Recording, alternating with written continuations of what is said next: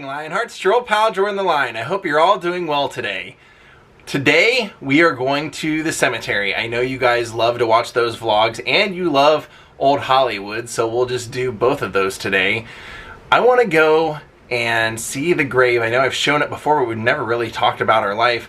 The grave and the life of the great Bette Davis, a woman who grew up in kind of a traditional Boston puritanical household and had to somehow meld her way into the Hollywood lifestyle. And to be honest, she was someone who always prided herself in being a Hollywood movie star. She said she would always polish all of her awards and was always very proud of being that person and being seen by that many people. And she took it seriously. She won many awards and had quite a few battles along the way. She definitely did not have an easy route and did a lot of funny things along the way that ruffled a lot of feathers. So Amy happens to love Bette Davis. That is her favorite actress of all time. So of course I thought we should include Amy in this one. So she's on her way over, and we're gonna do this as a Patreon sunglass vlog for Jennifer, a team. I hope that you love Bette Davis. So Days with Jordan the Lion, Amy, Ja, and Bette Davis begin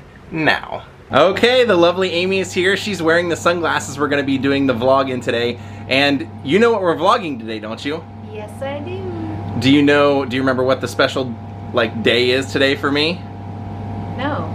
Vlog 1300 Oh, yeah. We are doing today. Yeah. Let's go see some Bette Davis last apartment and where she's buried. All right. Can you, sir, hold down the fort for us, and then we'll come back and play with you when we're done? You're goosenecking me. Yeah? Cool? All right, Ja.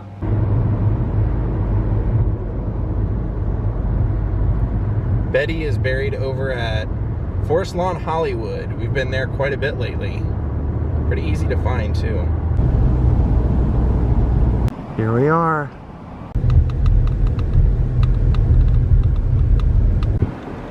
So, to find Bette, you pretty much want to make the left as you pass by this church over here and take that road up.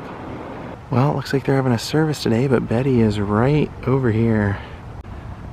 So, true to the superstar that she is, right out front here,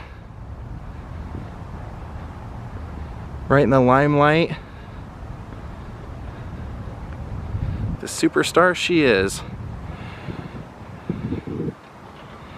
And you can see it says Bette Davis.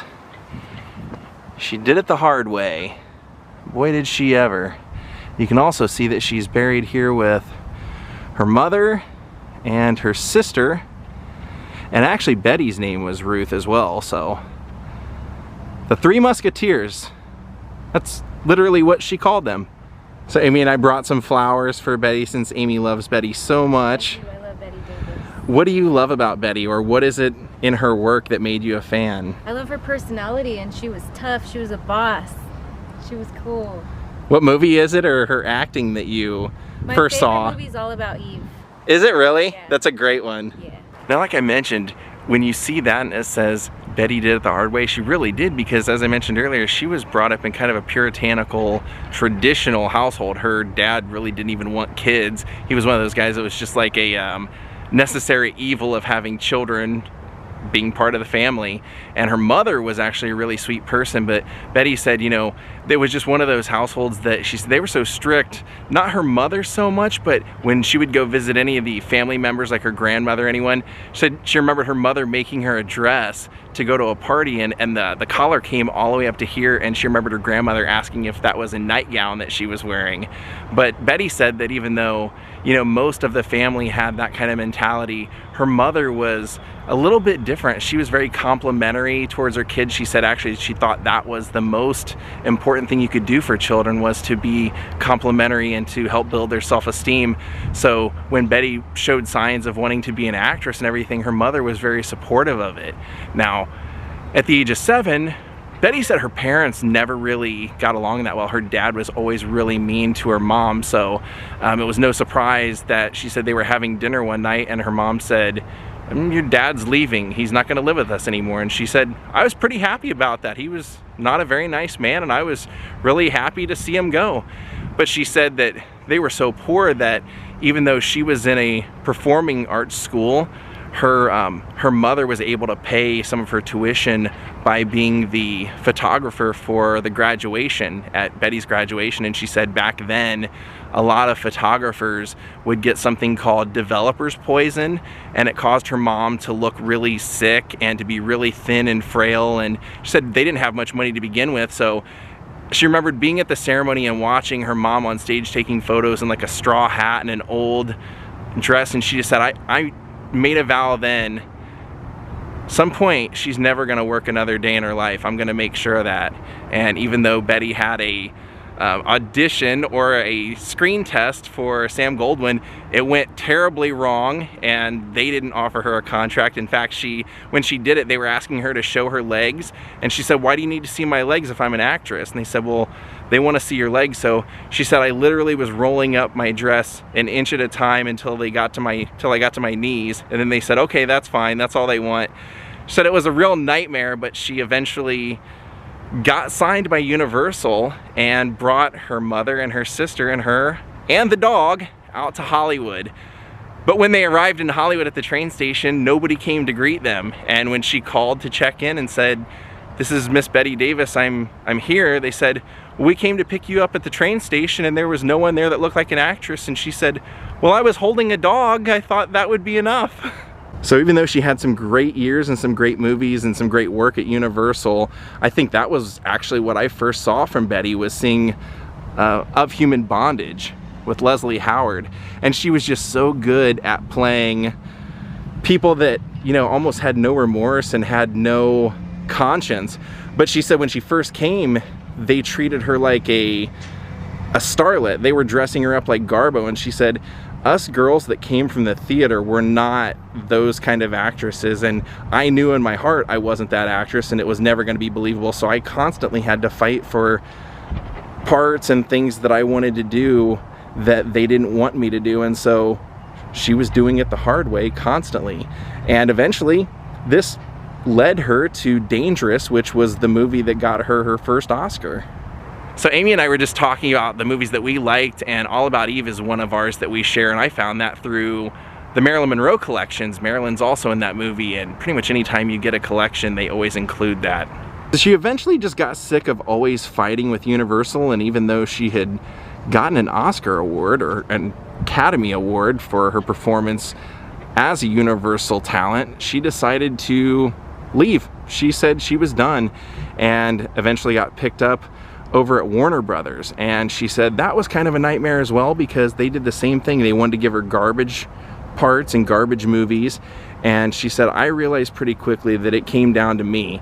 If I wanted anything, I was gonna have to fight tooth and nail for it, and I was gonna have to be convincing. And she said, I knew it came down to good directors and good writers. And she said that really all changed my career when I got to work with Willie Wyler, because she said he was one of those directors that did not let Jack Warner take over his movie.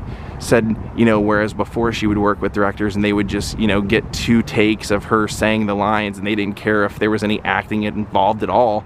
So once she was working with Willie, he said, I don't care if any of you like me, I don't care if any of us like each other, all I care about is what ends up on the screen in the end. And she said he would be a perfectionist till the end, getting the exact takes that he wanted, and he would only get 1 take. He would only save 1 take so that they couldn't replace his take.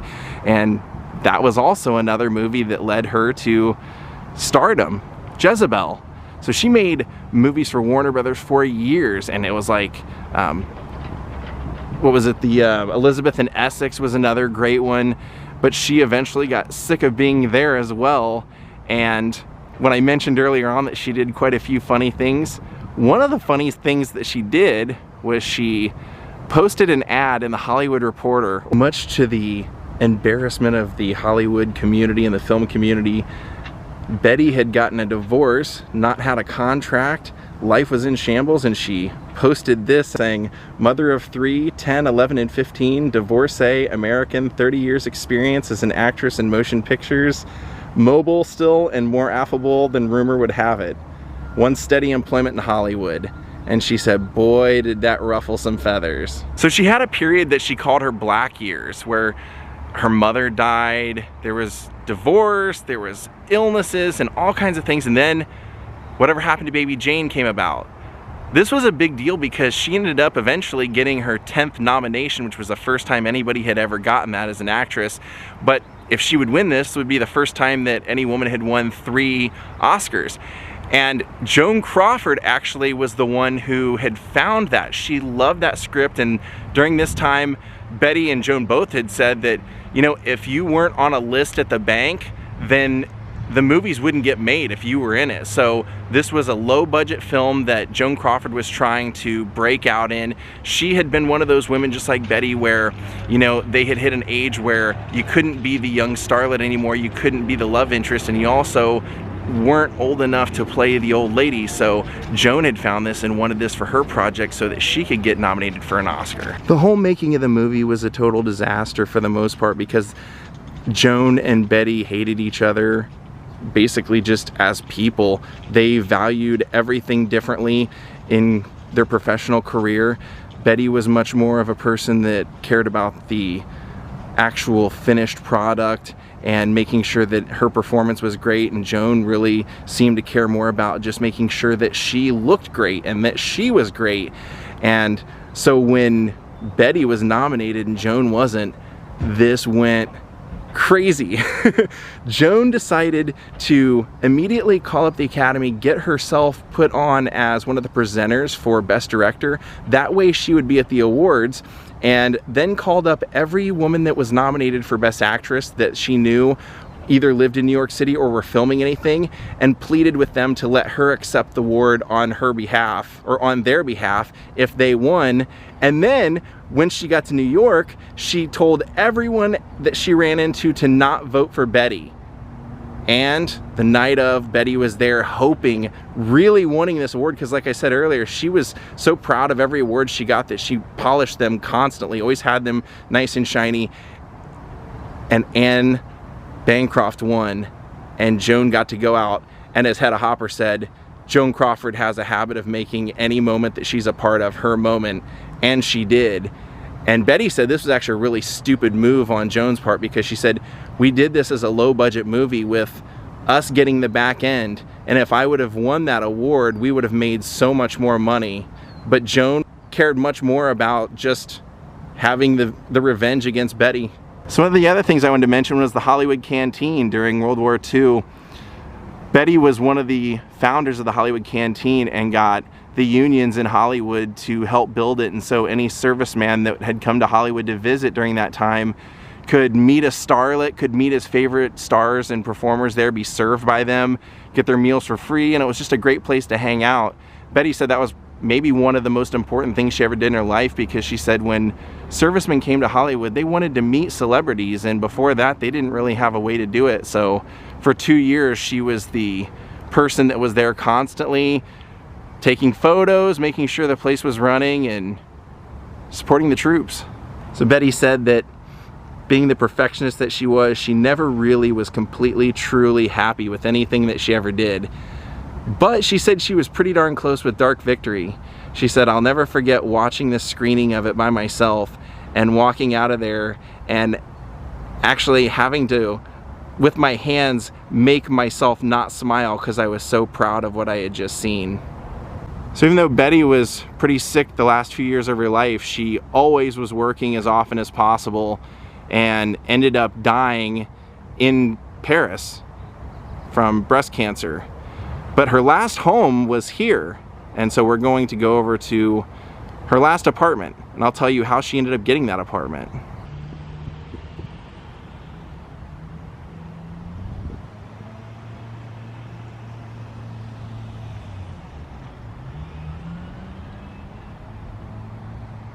Rest in peace, Bette Davis.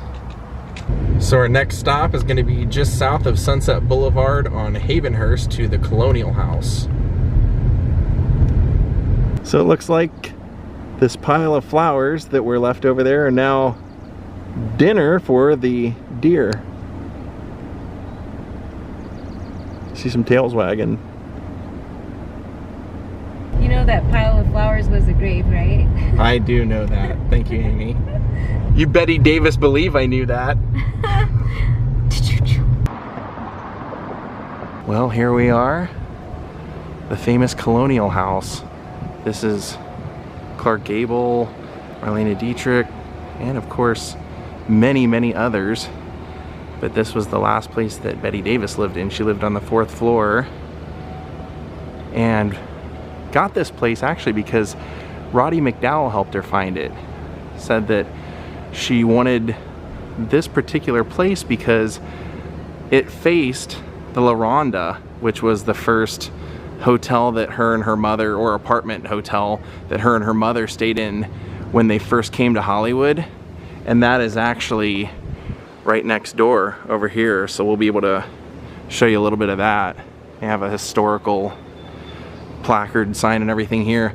For a long time after Bette died, they still had her name on the directory up there.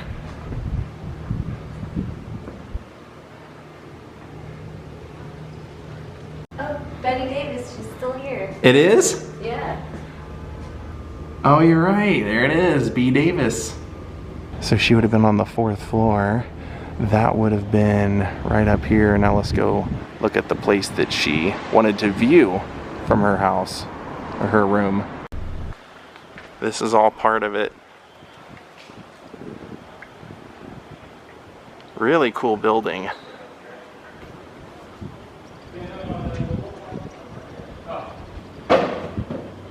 It's not called the La Ronda now, but you can tell this is where it was because of that sign. So this is it. This would have been the first place that she lived at with her mother and sister when they came to town. Look at that doorway. Isn't that something? Wow.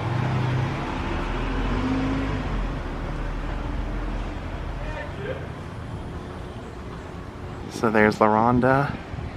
There's the Colonial House. It's funny, I read that she had it decorated normally like you would expect, family photos and art books and things like that, but what was a little different about her apartment than many others is that when you walk through one of the doorways, on each side she had her Oscars there greeting you as you walk through the entrance. It's pretty great. Alright my friends, we're gonna call it a night. I hope you enjoyed that vlog today, and I hope you enjoyed lovely Amy and I showing you where Bette Davis is buried and where her last apartment was. Now we did try and get inside the Colonial House by asking the apartment manager about seeing one as though we were looking at moving in. So they had one for rent, one for buy. The rent was $11,000 a month. So we were not able to view it today anyway. They said we'd have to do that online, schedule it online, but wow, $11,000 a month to live in the Colonial House. Want to wrap this up by thanking my newest Patreons, Chris T. Peterson, Eddie Moran, Ryan Scamora, Joanne Kilmer, and Aaron Kent. Thank you all for making contributions to my channel. Thank you everyone for watching, and we'll see you all next time. Have a great night, and goodbye.